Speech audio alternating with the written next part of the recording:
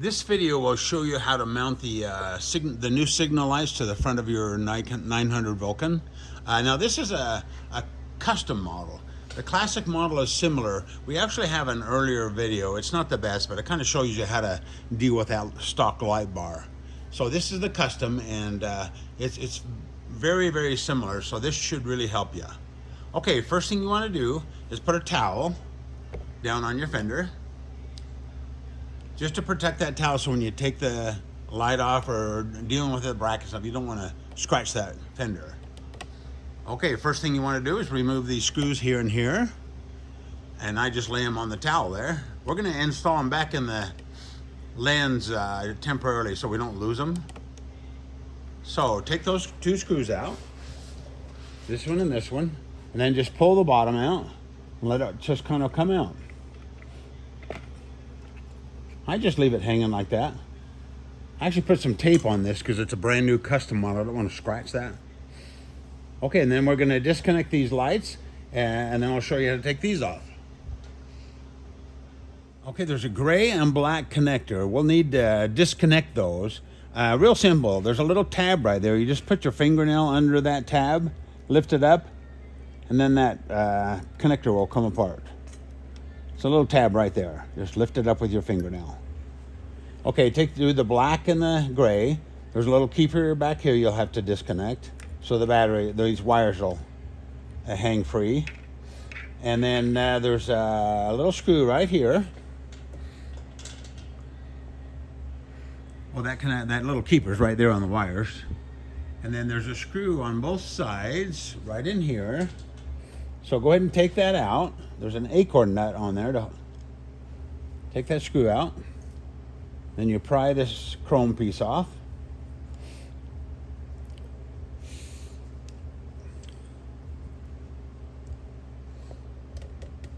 And then you just pull the rubber apart, and that will come out. And go ahead and pull your wire out.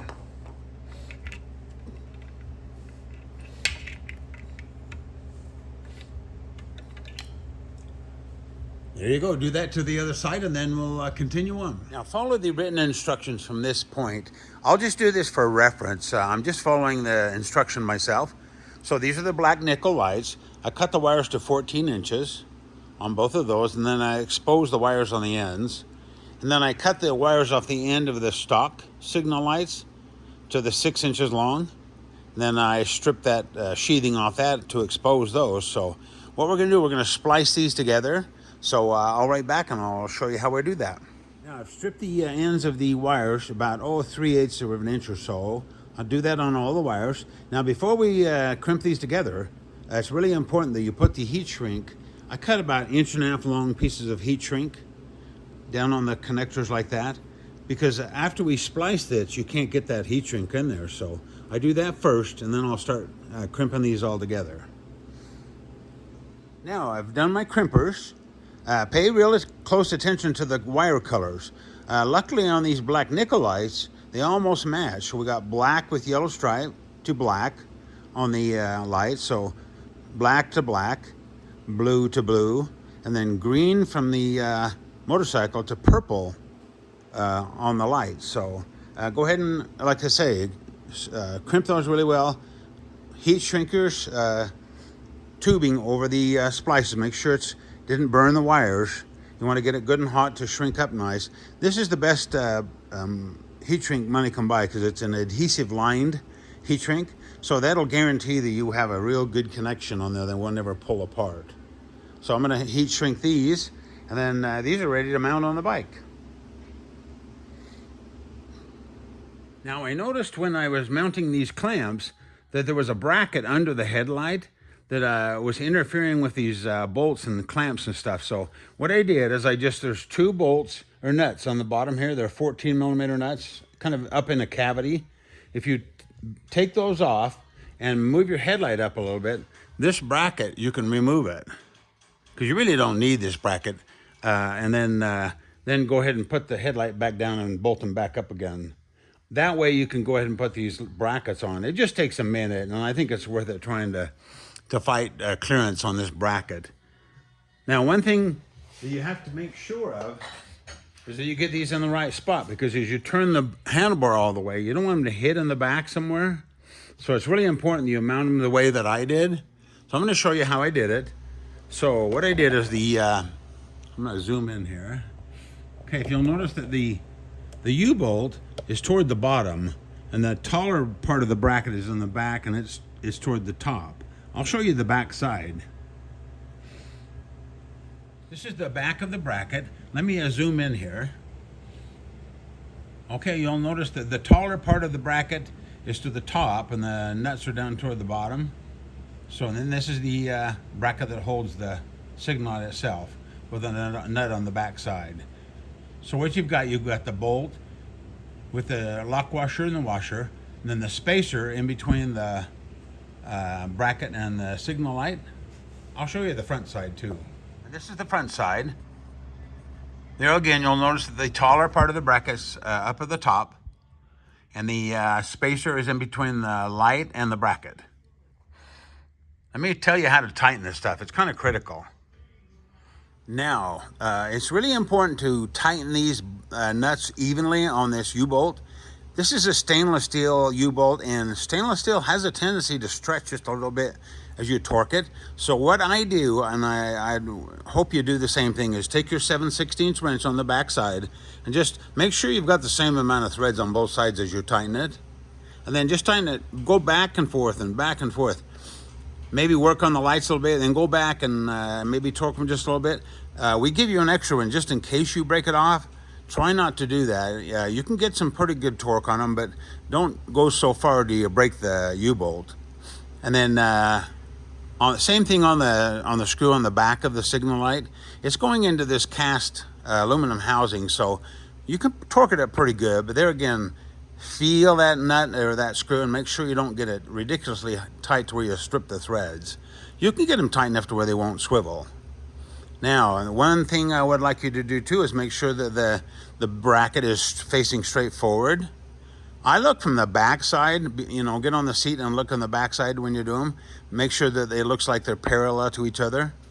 And then on the light itself, I like to make sure that they're at least forward, if not aimed up just a little bit. Whatever you do, don't have them aimed down, because they just don't look good that way. So ideally, if they're level to the ground, that's the perfect situation. So anyway, go back and forth on all these nuts and screws and make sure that you don't overdo them, but then you want them tight enough to where they won't move. And then after you get that done, run your wire through the back side, through the little wire keeper there, up through the hole, and then we'll connect them to the connectors on the side of the headlight. Now, start out with just one at a time and go black to black and see what happens. On mine, they were backwards. It's no big deal at all, because what you can do is you can go black to gray and gray to black. It won't hurt anything. So what I did is I connected those first. Make sure you run the wires through the little keeper here. And then I'm going to show you how to tuck these in, and we'll get this thing all wrapped up.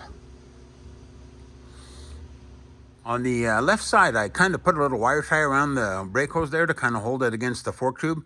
I actually kind of rebent that a little bit with my hands too, just kind of bent that little wire keeper so it kind of a little bit closer to the fork. You don't want to get so close that the slider might hit it as it comes up. And then in the inside of the headlight, what I did is I kind of folded the wires back in and put a wire tie around that little keeper.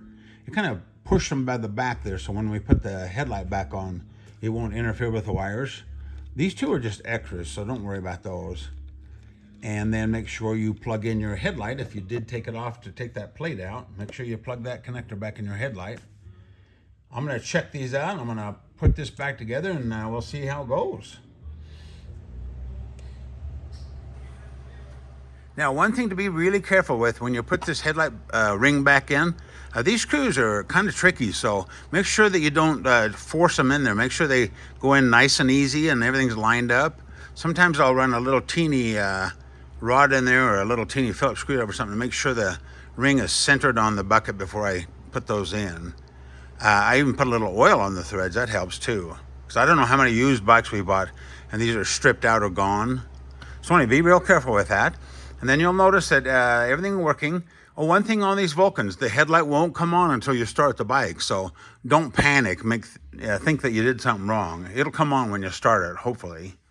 And make sure that both sides flash, running lights and flash. You'll notice that side is hyper flashing a little bit.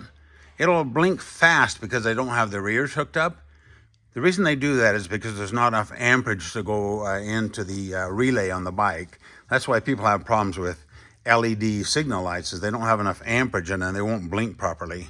So anyway, looks really good. Double check everything. We'll go into the rear.